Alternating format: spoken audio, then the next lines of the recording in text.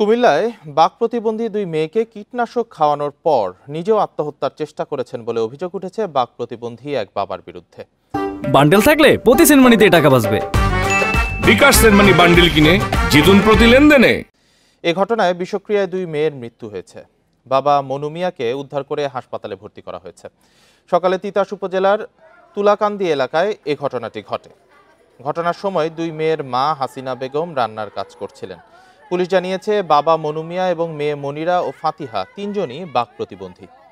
পায়ে ইনফেকশন হওয়ায় দীর্ঘদিন ধরে বেকার মনু মিয়া।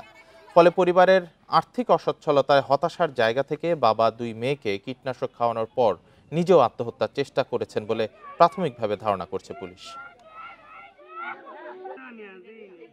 আপনি কি হন? আপনি